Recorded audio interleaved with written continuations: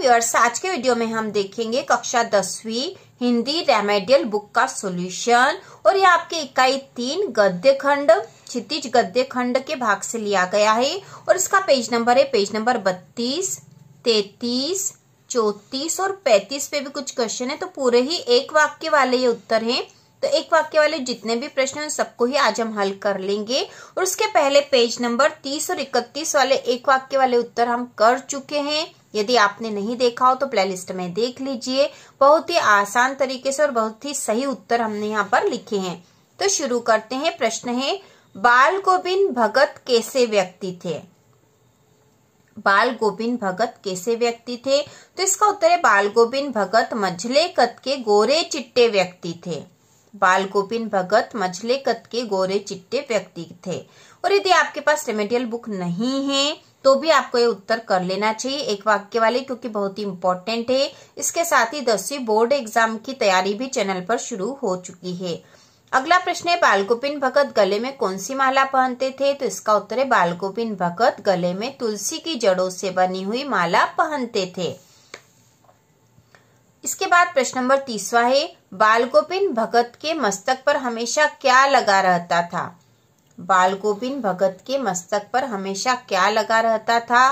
तो इसका उत्तर है, बाल गोविंद भगत के मस्तक पर हमेशा रामानंदी चंदन का टीका लगा रहता था। बाल गोविंद भगत के मस्तक पर हमेशा रामानंदी चंदन का टीका लगा रहता था। इसके बाद 31 नंबर पे प्रश्न है, बाल गोविंद भगत किस कारण साधु कहलाते थे? तो इसका उत्तर है, बाल गोविंद भगत अपने शुद्ध आचरण, सच्चे साधक व व्यवहार के कारण साधु कहलाते थे। क्योंकि वो सच्चे साधक थे, शुद्ध आचरण था उनका और उनका व्यवहार जो था उस कारण से वे साधु कहलाते थे। इसके बाद है, बाल गोविंद भगत किनके आदर्शों पर चलते थे? तो इसका उत्तर है, बाल गोविंद भगत कबीर के आदर्शों पर चलते थे। बाल गोविंद भगत कबीर के आदर्शों पर चलते थे। इसके बाद अगला प्रश्न है, बाल गोविंद भगत किस संप्रदाय को मानते थे? बाल गोविंद भगत किस संप्रदाय को मानते थे? तो बाल गोविंद भगत जो है, बाल गोविंद भगत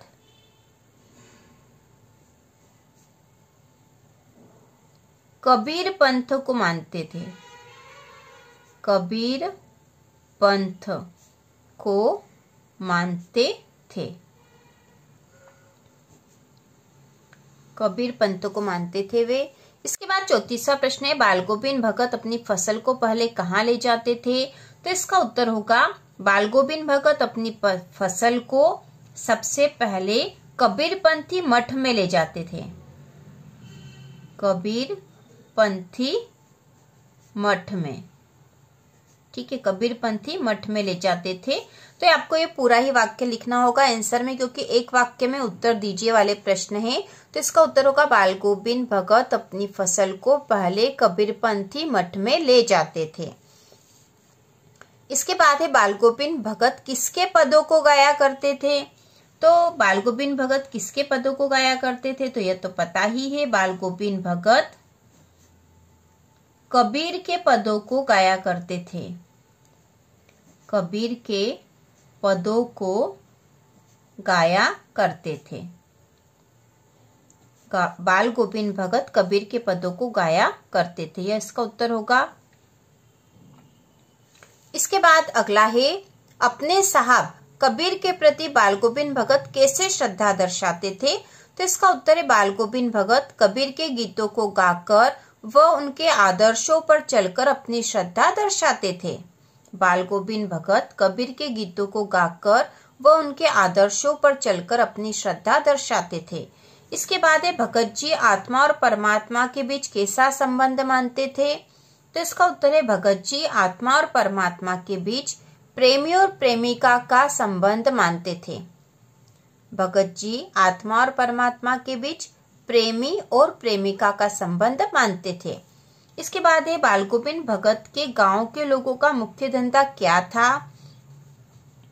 तो इसका उत्तर भी हम लिखेंगे, बाल गोविंद भगत के गांव के लोगों का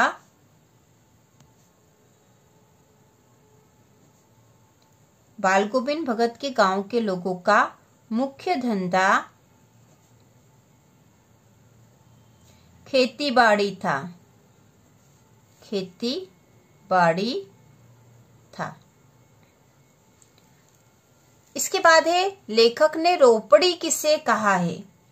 लेखक ने रोपड़ी कहा, तो यहाँ पे रोपड़ी नहीं आएगा, रोपनी, रोपनी, ठीक है। लेखक ने रोपनी किसे कहा है, तो लेखक ने रोपनी धान की रोपाई को कहा है। धान की रोपाई को कहा है, ठीक है। आपको पूरा ही वाक्य लिखना होगा।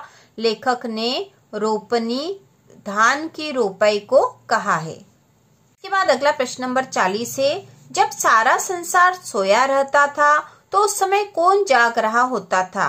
तो इसका उत्तर है बाल गोविंद भगत का संगीत जाग रहा होता था, ठीक है। जब सारा संसार सोया रहता था तो उस समय बाल गोविंद भगत का संगीत जाग रहा होता था। इसके बाद अगला है, राम वृक्ष बेनीपुरी का पूरा साहित्य किस नाम से प्रकाशित है। राम वृक्ष बेनीपुरी का पूरा साहित्य किस नाम से प्रकाशित है, तो इसका उत्तर है बेनीपुरी रचनावली। बेनीपुरी रचनावली जो 8 खंडों में है, नाम से प्रकाशित है। इसके बाद है भारत विभाजन का यहाँ पे ये प्रश्न जो है गलत है। का पूरा साहित्य किस नाम से प्रकाशित है, तो ऊपर वाले प्रश्न का ही वापस आ गया है। तो भारत विभाजन पर कौन सा उपन्यास लिखा गया, यह आना चाहिए। तो यहाँ पे आएगा झूठा सच उपन्यास भारत विभाजन त्रासदी पर है, ठीक है। झूठा सच उपन्यास जो है भारत विभाजन की त्रासदी पर है। इसके बाद है नेशनल कॉलेज में यशपाल जी का किससे परिचय हुआ था। तो नेशनल कॉलेज में यशपाल जी का परिचय भगत सिंह व सुखदेव से हुआ था, ठीक है। पूरा वाक्य लिखेंगे, नेशनल कॉलेज में यशपाल जी का परिचय भगत सिंह व सुखदेव से हुआ था। इसके बाद एक खीरे किसके पास थे, तो इसका उत्तर होगा खीरे नवाब साहब के पास थे। खीरे नवाब साहब के पास थे। इसके बाद है लखनऊ का कौन सा खीरा प्रसिद्ध है, तो इसका उत्तर होगा लखनऊ का बालम खीरा प्रसिद्ध है। लखनऊ का बालम खीरा प्रसिद्ध है। इसके बाद है नवाब साहब ने खीरे की फाकों का क्या किया, तो ये पता ही है, नवाब साहब ने खीरे की फाकों को फेंक दिया। आखिरी में नवाब साहब ने खीरे की फाकों को फेंक दिया था, खिड़की से बाहर फेंक दिया था, ये भी लिख सकते हैं हम। प्रश्न नंबर 47वां है, लखनवी अंदाज कहानी का उद्देश्य क्या है। लखनवी अंदाज कहानी का उद्देश्य, तो इसका उत्तर है लेखक यह बताना चाहते हैं कि बिना पात्रों, घटना व विचार के भी स्वतंत्र रूप से रचना लिखी जा सकती है। लेखक यह बताना चाहते हैं कि बिना पात्रों, घटना व विचार के भी स्वतंत्र रूप से रचना लिखी जा सकती है, तो यही इनका उद्देश्य था। इसके बाद अगला प्रश्न है, लखनवी आज कहानी हमें क्या संदेश देती है, तो लखनवी अंदाज आएगा यहाँ पे। लखनवी अंदाज कहानी हमें क्या संदेश देती है, तो इसका उत्तर है बनावटी दुनिया से दूर रहने का संदेश देती है। लखनवी अंदाज कहानी बनावटी दुनिया से दूर रहने का संदेश देती है। इसके बाद है नवाब साहब ने खीरे के टुकड़ों को खिड़की के बाहर क्यों फेंक दिया, इसका उत्तर होगा नवाब साहब ने खीरे के टुकड़ों को खिड़की से बाहर अपनी झूठी शान दिखाने के लिए फेंक दिया। अपनी झूठी शान दिखाने के लिए फेंक दिया। इसके बाद है नवाब साहब ने खीरे की तैयारी और इस्तेमाल से थक कर क्या किया, तो नवाब साहब ने जब तैयारी कर ली और इस्तेमाल के बाद थक गए थे, तो वो लेट गए। तो ये भी पूरा वाक्य आप लिखोगे, नवाब साहब ने खीरे की तैयारी और इस्तेमाल से थक कर लेट गए।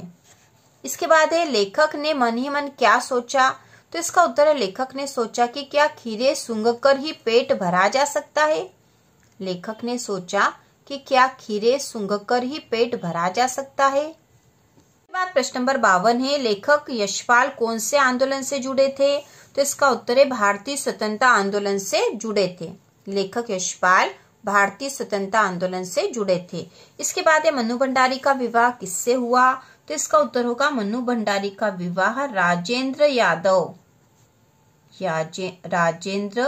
यादव से हुआ। मन्नू भंडारी का विवाह राजेंद्र यादव से हुआ, ये इसका उत्तर होगा। मन्नू भंडारी के पिता रसोई को क्या कहते थे? तो मन्नू भंडारी के पिता रसोई को भटियार खाना कहते थे। तो यहाँ पूरा ही वाक्य आपको लिखना होगा। इसके बाद है अजमेर आने से पहले मन्नू भंडारी के पिताजी कहाँ रहते थे? तो अजमेर आने से पहले मन्नू भंडारी के पिताजी इंदौर रहते थे। इसके बाद है शताब्दी की सबसे बड़ी उपलब्धि क्या थी? तो शताब्दी की सबसे बड़ी उपलब्धि 15 अगस्त 1947 को देश की स्वतंत्रता थी। देश की स्वतंत्रता थी, क्योंकि 15 अगस्त 1947 के दिन हमारा देश आजाद हो गया था। इसके बाद शास्त्रों में काशी किस नाम से प्रतिष्ठित है? तो शास्त्रों में काशी आनंद कानन के नाम से प्रसिद्ध है। आनंद कानन के नाम से प्रसिद्ध है। अगला है बिस्मिल्लाह खां को किस सर्वश्रेष्ठ सम्मान से सम्मानित किया गया? तो इसका उत्तर होगा बिस्मिल्लाह खां को भारत रत्न के सम्मान से सम्मानित किया गया। इसके बाद है 59 नंबर पे काशी किसकी पाठशाला है? तो इसका उत्तर होगा काशी संस्कृति की पाठशाला है। अगला है बिस्मिल्लाह खां की माँ का नाम क्या था? तो बिस्मिल्लाह खां की माँ का नाम मिट्ठन था। अगला है हरनाम दास किसके बचपन का नाम था?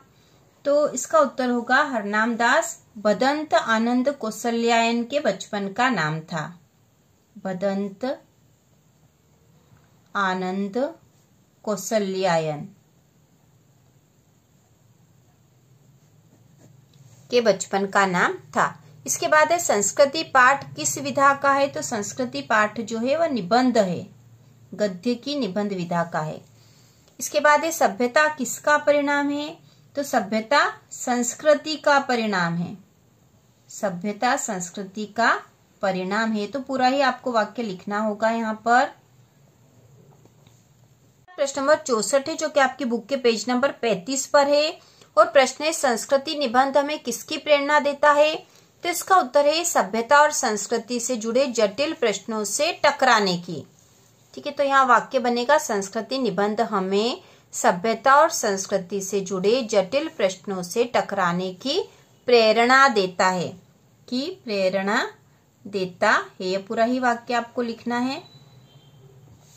इसके बाद है आंख के आविष्कार के पीछे क्या प्रेरणा रही होगी? तो इसका उत्तर है आंख के आविष्कार के पीछे पेट की ज्वाला मतलब भूख की प्रेरणा रही होगी। इसके बाद 66 नंबर का प्रश्न है मानव संस्कृति किस प्रकार की वस्तु है? तो इसका उत्तर है मानव संस्कृति अविभाज्य वस्तु है। अविभाज्य वस्तु है। मानव संस्कृति अविभाज्य वस्तु है।